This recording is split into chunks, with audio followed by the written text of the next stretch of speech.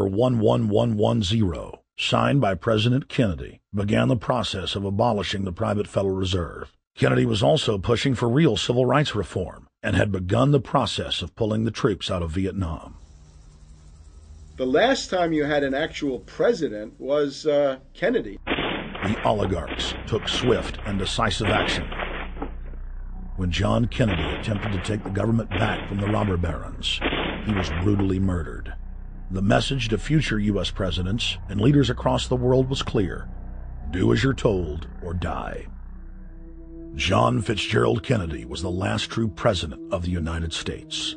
And until the globalists are removed from power, we will never have another real one. The other thing about the American presidency you've got to remember is that this is a puppet post. It's automatically going to be a puppet post. The idea that Obama is somebody who's going to come in and exercise real authority when he's obviously been chosen and given everything that he's got by these financiers. Presidents are now little more than corporate pitchmen who take all the political heat, while the controllers remain in the shadows, safe from public scrutiny. Hip-hop icon KRS-One is not just known for selling millions of albums. He has led a tireless crusade against youth violence and has been a strong voice for human rights. If they controlled it before, what makes you think they're not controlling it now? The country was on a verge of revolution. They threw a black man up. Now we like this. They give him the money, they give him the bundling, they give him vote fraud, they give him the media whores, they give him goons. They even have elected officials making threats to put people in jail if they criticize Obama in public. All of this is the mark of a puppet. And that means that he is a puppet, actually more of a puppet than anybody else, more of a puppet than Mrs. Clinton would have been, even more of a puppet than McCain. He's the maximum puppet that we've had certainly since Jimmy Carter. They put a black face on the New World Order, and now we all happy. KRS ain't buying it.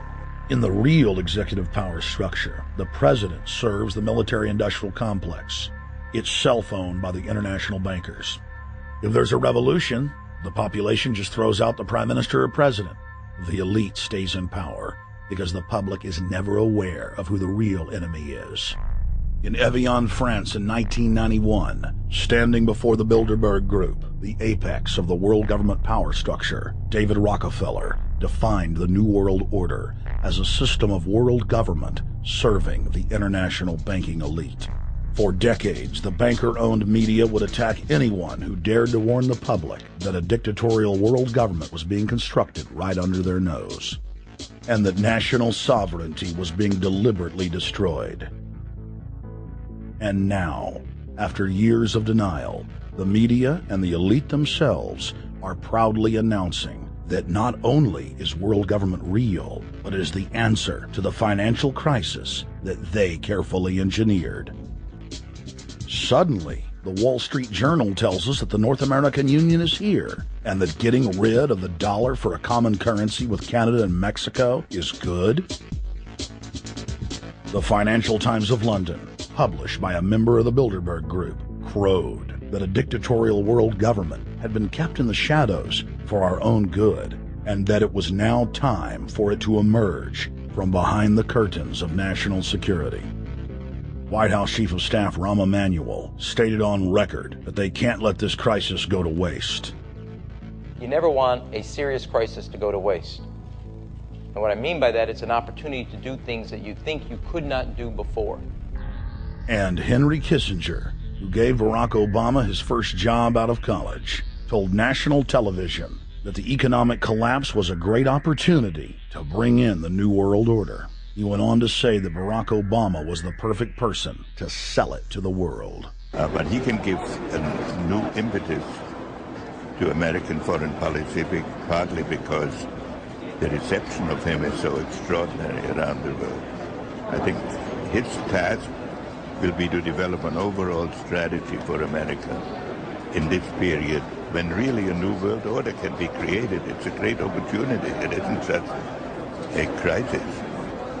In June of 2006, our team traveled to Ottawa, Canada, to gather intelligence on the shadow government's agenda for the coming years. I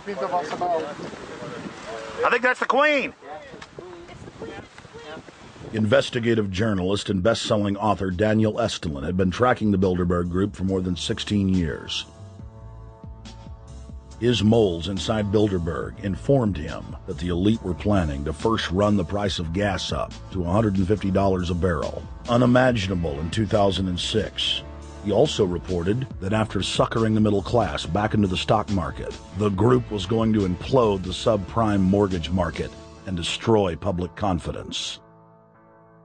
Well, one of the things that we're getting from this morning and this afternoon's conference, this morning conference was about the energy crisis, the price of oil. The afternoon conference, which started about 4 o'clock, 4:30, they were talking about one of the American delegates. I wasn't told who exactly it was talking about the the concern that the American citizens have had with the housing prices going down, so they're not investing that money. So what they needed to do is they needed to create the illusion that everything is going well. So what they're going to do over the next year and a half is to bring the market back up to 1998, 1999 levels. They're going to get all the suckers to invest whatever little money they have left over, and that's when they're going to make the economy bottom drop out. They need to destroy the economy because as we're running out of oil, when people don't travel, at least that's what they're saying, when people don't travel, when people don't have money, they don't travel, they don't spend any money, which means you don't waste a lot of oil and natural gas.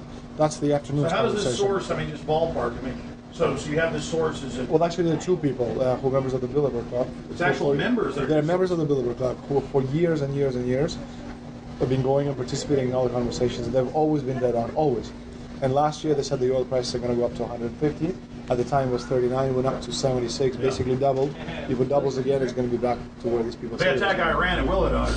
Year after year, Estulin and other reporters like Jim Tucker are able to report on future